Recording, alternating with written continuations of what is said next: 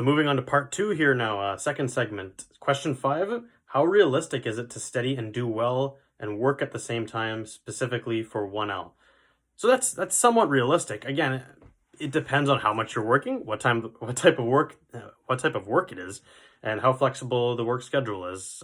In general, what I've had career advisors say to me is to start with just law school, and then you see how it goes, trial and error. And if you feel comfortable enough with managing law school tasks such that you think you can take on extra work, whether that's work or volunteering or anything with a time commitment, then absolutely go for it, but you're going to know you're the way you study and the way you're most productive better than anyone. So, but for most people doing full-time law school, I would say, start off probably, unless you know that you can handle more, you want to start off with, just law school, and you want to build on top of it if you can handle it. Again, there's no shame if you can. A lot of people don't work during the law school year. Some do part-time. There is no one-size-fits-all for this. So 1L is a transition period, so be sure to give yourself that grace period. Question 6, how important is it to have a high GPA once in law school if you want to do corporate law? Surprise, surprise, it depends. Usually with job market questions, you got to look at different things. What type of law? So in your case, you say corporate law.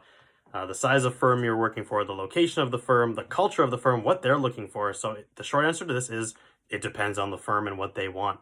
So, if we're talking about Bay Street corporate law in Toronto, even those firms, they look for similar things, a lot of them, but then again, a lot of them evaluate based on different criteria that another firm won't even consider. So again, not a one-size-fits-all approach. You want to be specific to your job search. So in short, grades are going to matter for some firms more than others.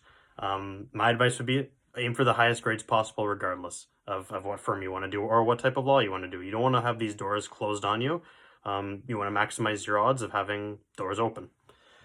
Question 7. How difficult is the transition to law school after a year off? So this is a tougher one for me to answer because I think I mentioned, I did go straight from undergrad to law school. But I will say on behalf of my colleagues who did take time off before law school, the ones that I've talked to about this, they said the mindset adjustment was the biggest change, really. You're getting back into a learning frame of mind. You're getting back into a note-taking frame of mind. You're getting back into an analytical frame of mind.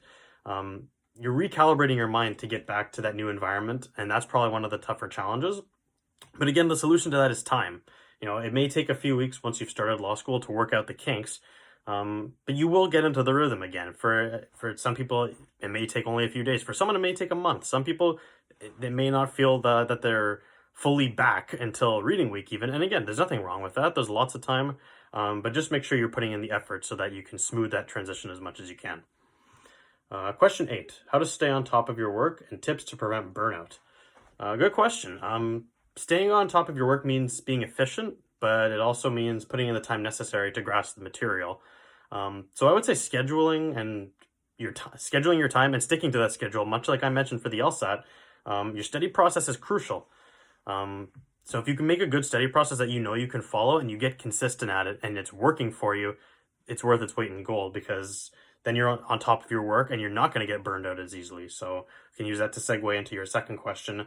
In preventing burnout, I would say continue to spend time with your friends outside of law, because it's easy to let this law school bubble kind of swallow you up, but don't forget to have a life outside of it, whether that's exercising, hobbies, hanging out with your friends or family. You never want to lose sight of the things that bring you happiness in life. And preventing burnout is all about reducing stress, creating different outlets for yourself to live a balanced life. Some people love law school and some people don't like it. And so that balance is going to be more important for some than others. Like a lot of these questions, you're probably seeing the theme of it depends a lot here. And that's a lot of what the law is, even substantively. There's a lot of it depends. And so the lifestyle around it is a lot of it depends answers as well.